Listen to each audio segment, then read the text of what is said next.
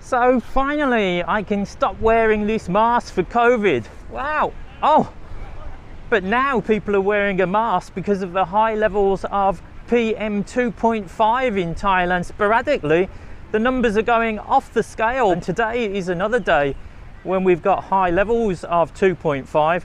You can see the island of Gotland behind me, or actually maybe you can't. It's a bit faded today because the pollution is blotting out the sunlight. So here in Pattaya today we've been getting levels of over 150, even more than in Bangkok. So is it something that you should worry about? Well, even if you're fit and healthy and young, a little bit like me, then the World Health Organization recommends that when the levels are more than 150, really you should be limiting your time outdoors and not taking outdoor exercise, which is one of the reasons people come to Beach Road early in the morning anyway.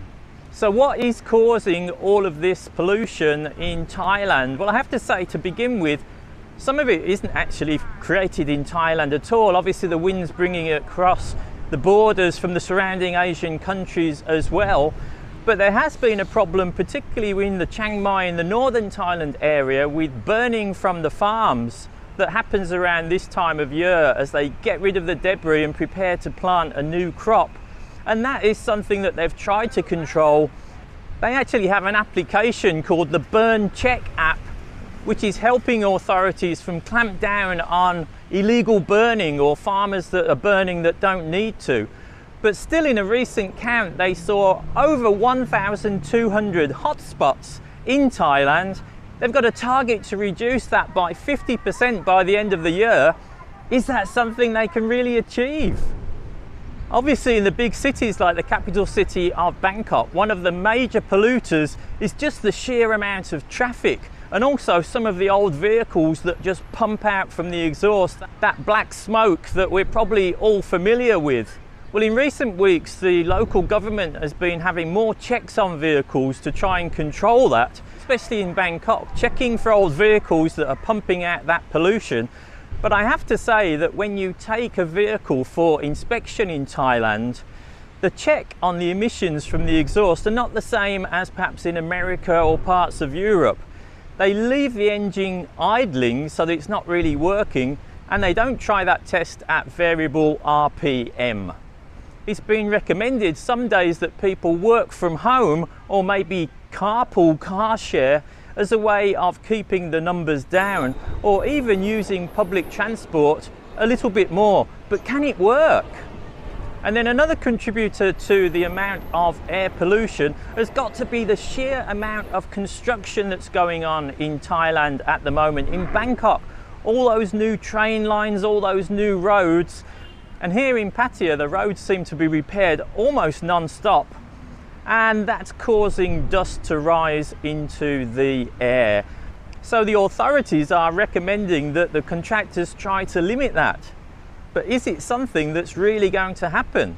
The authorities have even suggested that the burning of incense sticks should be limited because that produces emissions as well. That seems fairly small fry to me compared with the big polluters in terms of factories and cars and burning by the farms. But nevertheless, it shows that they're trying to do something to deal with the situation. With a longer term strategy, the other thing that the government seems to be very keen on is promoting electric vehicles. Obviously they're going to pollute the air less. And they've put recently a 24 billion baht subsidy for the manufacturers of the batteries that are used in electric vehicles. And they're also cutting the amount of excise tax that those producers actually have to pay. And the net result of that is supposed to be that the price of electric vehicles, which is really expensive here, is going to drop over the coming years to encourage more people to swap over to electric vehicles.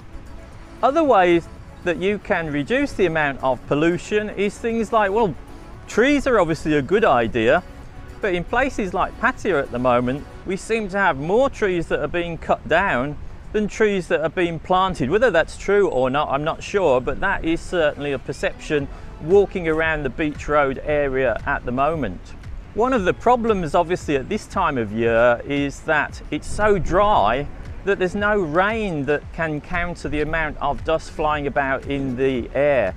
One of the things they've been doing down in Rayong is they've been creating artificial rain, seeding the clouds with a view to making it rain and trying to ease the pollution situation.